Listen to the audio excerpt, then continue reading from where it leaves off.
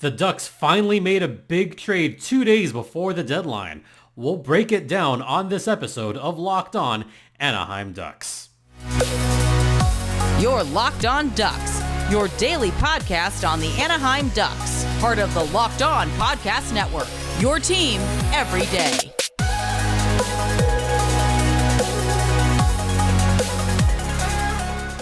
Welcome to Locked On Anaheim Ducks, part of the Locked On Podcast Network. I'm your host, Jason JD Hernandez.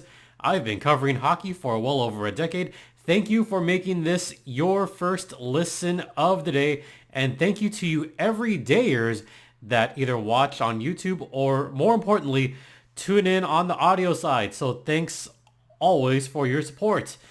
I'm currently the public address announcer for the Coachella Valley Firebirds and also for the Ontario Junior Reign. And also still doing soccer. Yeah, that's still a thing going on. So we got to talk about this trade that just went down this morning. Full disclosure, I recorded early before the trade took place. I had a whole episode planned out. I had a whole episode recorded. As soon as the trade went down, that recording was pretty much obsolete at that point. So, yep, one of the very few times that I've actually had to scrap an entire episode because of something that happened. I'll be honest, I didn't think that trade was going to go down on Wednesday. I thought there would probably be a trade either Thursday or right up to the deadline, but Wednesday morning, yeah, this took a lot of people by surprise. Pleasantly surprised if you're a Ducks fan. So let's break down the trade itself. The Anaheim Ducks made a big trade with the Edmonton Oilers. Also, the Tampa Bay Lightning were part of the deal. It's a 3-team trade. Tampa Bay's only there to help broker the deal. But here's what each side got. First, for the Anaheim Ducks, they acquired a first-round pick from 2024. Yeah, they got a first from this year. A conditional 5th-round pick from Edmonton. The condition is that this upgrades to a 2025 4th-round pick if and only if the Edmonton Oilers win the Stanley Cup. So what did the Ducks give up for this? They gave up Sam Carrick, 50% retained salary, and Adam Henrique, 50% retained. Also, a 2024 7th-round pick from the Ducks, just to help even it out. Tampa Bay gave Edmonton the signing rights to Ty Taylor. The Lightning, to help broker the deal, they took on half of Adam Henrique's salary, and they also got a conditional 4th-round pick from 2025 from Edmonton. However, if Edmonton wins the Stanley Cup, then the 4th-round pick would go to the Ducks, and that pick would turn into a 2026 4th-round pick for Tampa Bay. So once again, the Ducks get a 1st this year, a 5th next year, could be a 4th. Oilers get Sam Carrick, half retained, this year's 7th-round pick. Adam Henrique, half retained. Ty Taylor. Tampa Bay gets Adam Henrique's half salary and a 4th from the Oilers to help broker the deal. Woo! Okay, this is a pretty big trade for the Anaheim Ducks. Let's be real here. They have been sellers for the last 5 years. Every year that I have done this podcast around this time of year, the Ducks had made some kind of big trade right before the deadline or a few days before the deadline. It's like clockwork. This is the 5th annual sell-off for the Anaheim Ducks. But let's talk about this particular trade. Getting a first, we kind of expected that for Adam Henrique and maybe a prospect or some other piece. Getting a first this year, you know what? I'll take it. Especially if the Edmonton Oilers are not way up there in the standings. I mean, I'll look through my phone right now. I'll admit I have no internet right now. But looking at the standings as of current, the Edmonton Oilers, they are second in the Pacific Division. And as far as league standings, they are ninth. They got the ninth best record in the league. So right now, that would be a 23rd or 24th pick. You know what? I think the Ducks will take an early 20s pick from the Oilers. Also a fifth, could be a fourth. Also a big deal for 2025. The Ducks do well with these depth picks. I mean, Troy Terry, he was a fifth round pick. You never know what you can get for those kind of depth picks. So I like the deal a lot for Anaheim. Giving up Adam Henrique, look, we knew that was going to happen. We knew that Adam Henrique was likely going to be on the way out. I've been saying this all season long, that Adam Henrique was going to be one of the biggest trade targets for the Anaheim Ducks. And he certainly helped his case by scoring the last game on, I think it was Sunday's game. Yeah, it was Sunday's game where he scored, and I went, hey, Adam Henrique scored. You know what that means, right? He raised his trade stock just a little bit more. Yeah, we saw that coming, folks. Sam Carrick. You know what? Carrick's done fairly well recently. So I think Carrick has also boosted his trade stock.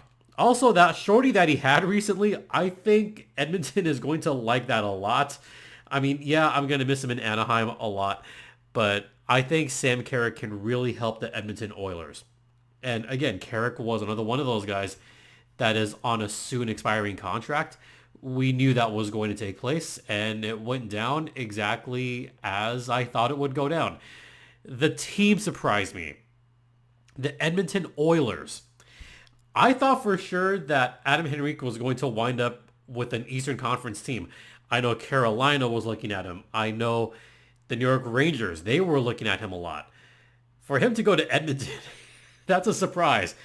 So Carrick and Henrique joined Corey Perry on the Edmonton Oilers. So let's actually talk about what this means for the Oilers as well, because I know we've got to talk about that. The Oilers needed some depth down the middle. Adam Henrique would fit perfectly with that Oilers third line. He provides some quality depth scoring. He no longer has to be the guy. He no longer has to be the guy on the first line. He could be on the second line. He could be on the third line. Actually, I could see him flourishing on that third line in Edmonton. Sam Carrick, a very important fourth line piece. The Oilers, they need some depth. I mean, they pretty much live and die by Leon Draisaitl and Connor McDavid and Ryan Nugent-Hopkins. You see where I'm going with this. Depth has always been an issue with the Oilers. Now, the trade deadline is not over yet. They could still get some defensemen. I mean, one of their biggest needs was defense. They didn't go there. They're going for offense. So they're hoping that they can beat their opponents 6-5 every night. That's what they're banking on. But hey, it could work. It worked for the Edmonton Oilers in the 80s. I mean, look at that run. The Oilers were just killing their opponents like 8-3, 7-2, something like that. It also helps that you had a Hall of Fame goaltender in Grant Fuhr, who I know on a first name basis. But anyway, going to Edmonton, those two guys, that elevates their stock a lot, and that elevates their chances to possibly win the Stanley Cup. It has been a long time since the Oilers won the Stanley Cup. You got to go all the way back to 1990 when they beat the Boston Bruins. That's 34 years. Oh my God. Has it really? Yeah, it's been 34 years. Because 93 was the Canadiens. 92-91 was Pittsburgh. So yeah, 1990. That was the last time that the Oilers won the Stanley Cup. And it's been 31 years since any Canadian team has won the Cup. Can the Oilers possibly break that streak? Can they be the one to raise Lord Stanley's Cup this year? It's possible, folks. It's very, very possible. All right, we're going to head into the first intermission right now, and we'll talk a little bit more about this trade on the other side. Now a brief word from Sleeper. And folks, if you haven't used the Sleeper app yet, what are you waiting for? They are the premier choice for daily fantasy hockey. And you know what? We're coming down to the wire. Only about 5-6 weeks left in the NHL season. And with daily fantasy hockey from Sleeper, you could win up to 100 times your bet. You can bet on or you could, figure out guys like McDavid or Crosby or McKinnon or Kucherov or insert hot player here. All you got to do to win 100 times your bet is correctly project the outcomes of 8 different players, whether they are higher or lower than their Sleeper projections like goals, assists, plus minus, etc. So if you check out Sleeper right now, download the app and get up to $100 match on your first deposit. Just use the promo code LOCKEDONNHL. Once again, that's promo code LOCKEDONNHL at Sleeper, the #1 daily fantasy hockey app of the Locked On Podcast Network. Terms and conditions apply. Welcome back to episode number 839 of Locked On Anaheim Ducks, part of the Locked On Podcast Network. Once again, you're locked in with Jason JD Hernandez. We're talking about this big trade that went down. And this was really one of the first dominoes that fell on what wound up being a very busy Wednesday morning. As I'm recording this, I actually just finished recording with Gil Martin. So for those of you on the video and audio side, you may have noticed that there was a new episode, a very short, just immediate reaction to this trade. And I'm still feeling really good about it because, you're giving up 6 weeks of Adam Henrique and 6 weeks of Sam Carrick, and you get a first? You get a first and a fifth, maybe a fourth out of that? Yeah, are we actually rooting for the Oilers, guys? Is that where we are now? I mean, are you guys rooting for Edmonton this year? I don't know if I am. I don't know if I can bring it to myself to actually root for the Edmonton Oilers, because that's a team that I'll admit I've always liked. Sorry to any colleagues that are rooting for the Oilers, but I still take great pleasure in 2017. I still take great pleasure in kind of laughing at their misfortune that they blew that lead. Oh, and who scored that game-winning goal late? And that would be Corey Perry.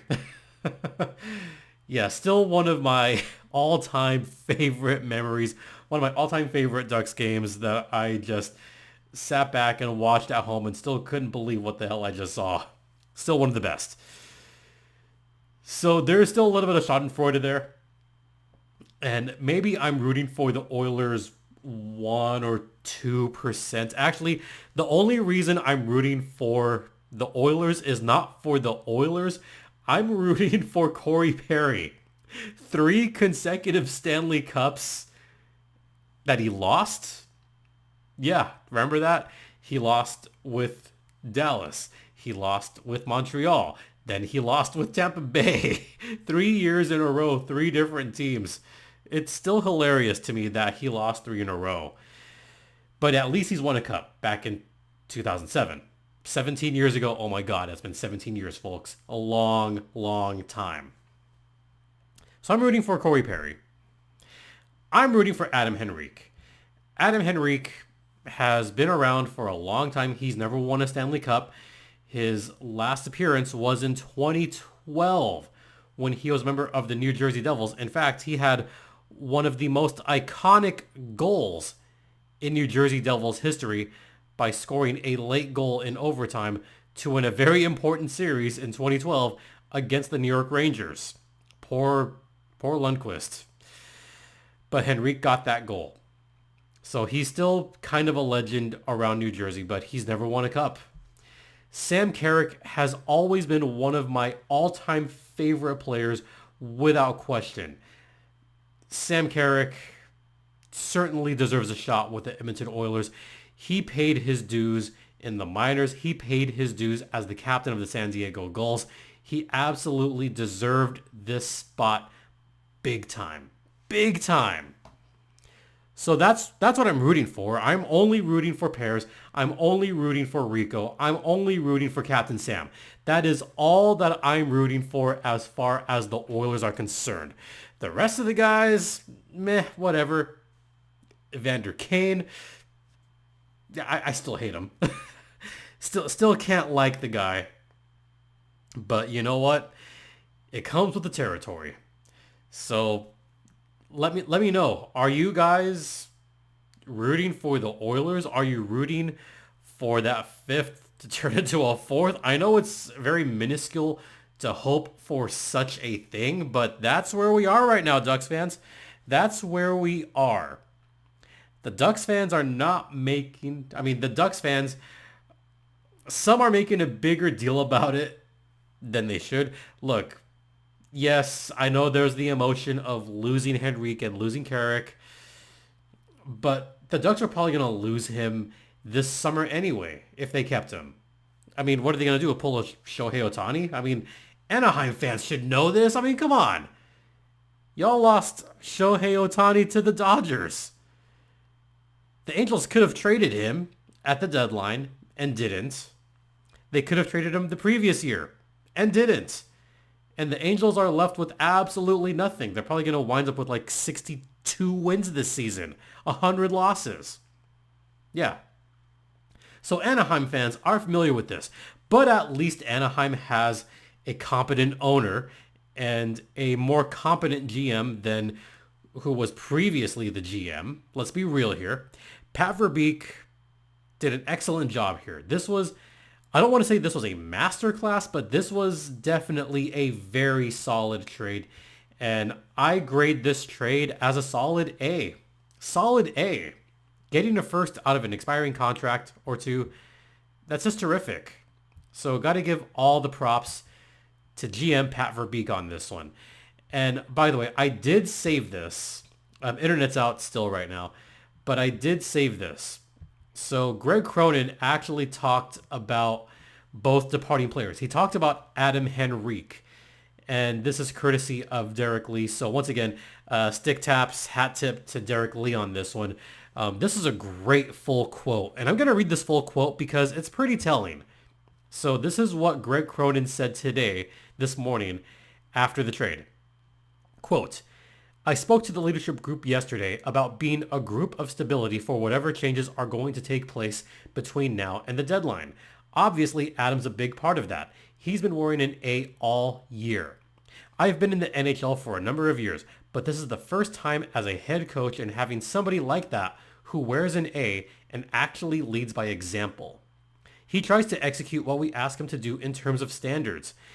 In my years coaching, I don't know if I've ever come across a better person in terms of family man, husband, father, professionalism.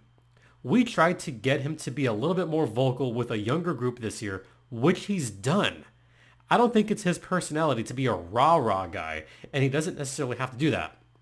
But he's been a little bit more demonstrative in how he does things. End quote. That's high praise for Adam Henrique.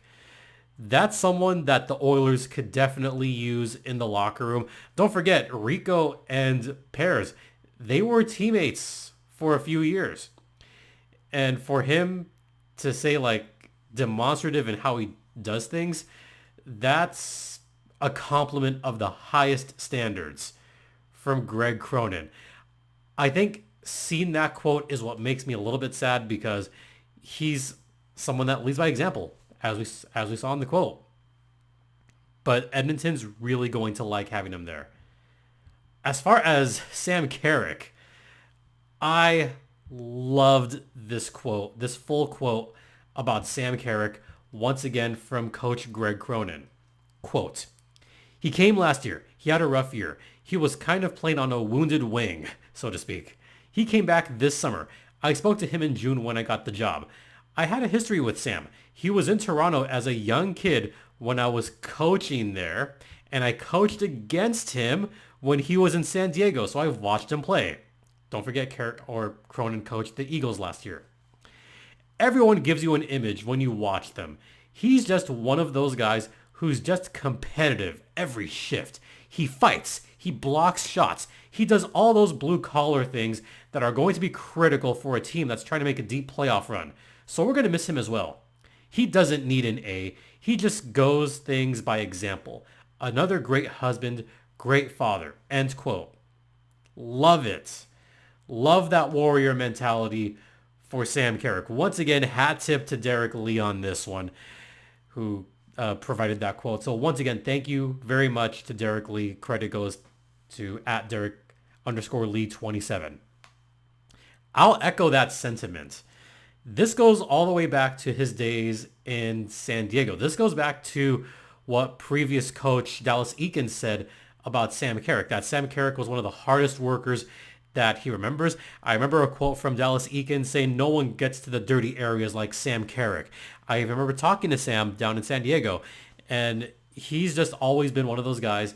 When he was down there, he did lead by example a lot as the captain of the San Diego Gulls. He was always very receptive to whatever new guys were coming in. He was always receptive to whatever Dallas Eakins wanted him to do.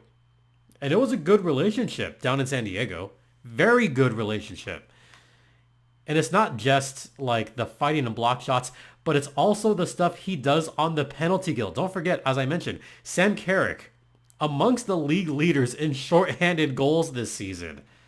So you want to talk about someone that can provide some quality depth and eat some quality PK minutes? Sam Carrick's your guy. All right, we're going to head into the second intermission. We'll wrap this up and talk about, just a little bit more on the trade. Put a little bow on this one. Stay locked in. Now a brief word from Indeed. And folks, if you haven't used Indeed as your hiring platform, what are y'all waiting for? Because Indeed has their instant match, which helps you match your resumes or your job postings with quality resumes right away. And it's also been found that you can hire at least 5 times faster with Indeed Instant Match. So if you haven't tried it by now, then what are you waiting for? Your job postings can get so much more attention, so much more play. So if you want to check out their services, you can get a $75 sponsored job credit to get your jobs more visibility at Indeed.com/lockedon. Once again, a $75 sponsored job credit at Indeed.com/lockedon. Terms and conditions apply. Need to hire? You need Indeed. Once again, welcome back to episode number 839 of Locked On Anaheim Ducks, part of the Locked On Podcast Network. Once again, Locked On with Jason JD Hernandez, talking about this big trade that went down, one of the first big dominoes that fell on Wednesday. Just to wrap a neat little bow on this one, the Ducks' previous draft records have been fairly decent. I mean, they've had some good draft picks in that kind of 20th position. And I actually did make it a point to try to save this, and luckily it's saved. So here's some recent picks in like that 20 to 30 range that the Ducks now find themselves in. 2022, they got Nathan Gaucher from the Quebec Rempart. All right, pretty solid pick there. How about 2020, Jacob Perreault? Okay, that's been an interesting pick for the Ducks and the San Diego Gulls. I'll talk more about Jacob Perreault for a Gulls episode, just so you know. How about 2019, Braden Tracy? Well, he's done pretty well in San Diego for whatever that's worth. But how about 2018, 23rd pick, Isaac Lundestrom, one of the more important cogs in the Ducks offense and definitely a solid depth center. How about 2016, Max Jones? That's a pretty solid pick. I like that pick on 24. That was pretty good. Then we go even further back. Jacob Larson, 27 to 2015. Shea Theodore. Yeah, I'm just going to not say anything about that one. How about 2010? Pick number 29. None other Then color commentator on the incredible Duck stream, Emerson Edom. I like that pick. Kyle Palmieri, 26th in 2009. And I'll just throw in a couple of more from those picks. How about 2003? 28th pick. Corey freaking Perry. Full circle, folks. Full circle moment. Corey Perry was picked 28th in 2003. Oh, and by the way, some other guy was picked 19th. Some guy named Ryan Getzloff. He did okay, folks. Yeah, he was fine. So the Ducks do have a decent history of getting some pretty solid picks in the 20s. And now with GM Pat Verbeek, I think this would be his first time getting a pick around that. Like fully, that would be fully his. I'm very curious to see actually that's a mistake. Gaucher obviously, but I'm really curious to see what the Ducks have up their sleeves for those 2 first-round picks. Very, very curious. I mean, for all we know, it could wind up being a 31st or 32nd if the Oilers make the Stanley Cup final. But still, there's been some solid picks for the Ducks in the past. So let's see where that winds up. All right. I also want to talk about some of the recent trades. I know we're kind of running a little bit long here. So just really quickly, I want to talk about a slight bit of the trade history for the Anaheim Ducks. And I did save this one on purpose because when I started this podcast in 2019, there was already some weird pieces on the Ducks. They had Eric Branson, they had Nick Delorier. Still fun times. Then the trade deadline happened right before the pandemic happened. And the Ducks gave up Andre Kasha. They got that first round pick, which ended up being Jacob Perreault. That was number 27 because Boston didn't make the Stanley Cup final that year. Oh yeah, also David Backes, Axel Anderson. Yeah. Remember where the Ducks gave up elite 1C Derek Grant the first time? They got a 4th round pick, which ended up being Timo Nikol. Yeah. Nick Ritchie. The Nick Ritchie trade for Danton Heinen. Yeah, I don't know about that one. The Daniel Sprong trade for Christian Juice. That was an interesting one. The Holzer trade for Matt Irwin and a pick. The Devon Shore trade. Yes, Devon Shore of the Coachella Valley Firebirds. For Sonny Milano. That trade I liked a lot. And that was a 3rd retained. That wound up being a very good trade. So yeah, there was that year. Then the following year, 2021, and kind of that weird year, the Ducks weren't super active on the deadline. They gave up a 5th for Ben Hutton. They gave up Yanni Hakanpää and a 6th for Hayden Fleury. GM Bob Murray was still around. Yeah, that was a tough year. One of the worst years in Ducks history. They were in that Pacific Division with the Colorado Avalanche. That trade deadline left a lot to be desired. I was not impressed by it at all. Then 2022. That's when the real fire sale started. They gave up Josh Manson for Drew Helleson and a 2nd. They gave up Hampus Lindholm and Cody Curran for a 1st, which wound up being Nathan Gaucher because, again, Boston didn't make the Stanley Cup final. Oh, and Urho Vakanainen's in there as well. Ricard Raquel. They got a 2nd and some players. One of them, Callie Klang. Last year's trade deadline. Remember last year's trade deadline? They gave up Hunter Drew. They gave up Henry Thrun. They gave up Austin Strands. They gave up Dmitry Kulikov. They gave up John Klingberg for a 4th. Already, this year's trade deadline, I think, surpasses the deadlines from the last few years. All those that I just mentioned in the past. The Ducks have gotten firsts out of a couple of those guys, and those have been solid trades. I think this is one of the first times where I actually feel a little bit more confident in the trade deadline this year, because so far this year, they traded away Lyubushkin, and they got a 6th. Or sorry, they gave up they gave the 6th from Toronto to Carolina. The Ducks got a 3rd for Lyubushkin after, the 4th, and they got Lyubushkin. Now they got a 3rd back. So they essentially traded a 4th for a 3rd. Yeah, good asset management. And now they get a 1st and a fifth, maybe a fourth. I'm liking this trade deadline so far. I don't know if the Ducks are done yet. They could be done, but we're not so sure. All right, I just want to talk very briefly about the trade deadline really fast because there was a few big trades that went down on Wednesday, so just going to go over those really quickly. Thank God I saved this. Okay, so the Ottawa Senators, they traded away Vladimir Tarasenko. As I'm recording this, the Sens Duck game hasn't started yet. That's interesting. So the Sens, no Tarasenko. The Ducks are so short-handed, it's ridiculous, and I'll talk about that on the next podcast. So Tarasenko for a fourth and a third. Ooh, that's fair. That's fair, I guess.